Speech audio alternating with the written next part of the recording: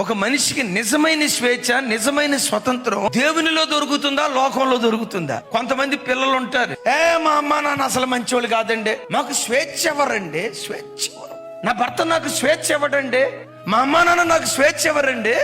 స్వేచ్ఛ లేని జీవితం ఇది ఎందుకండి? నాకు స్వేచ్ఛ కావాలి. ఏంటి స్వేచ్ఛ? బయటికి వెళ్ళి గంజాయి తాగటం. ఏంటి స్వేచ్ఛ? స్మోకింగ్ చేయటం. ఏంటి స్వేచ్ఛ? డ్రింకింగ్ చేయటం. ఏంటి స్వేచ్ఛ? సినిమాల చుట్టూతో తిరగటం. నేనంట ఇది స్వేచ్ఛ? ఇది స్వేచ్ఛ కాదు, బానిసత్వం. ఎందుకు బానిసత్వం అన్నానో తెలుసా?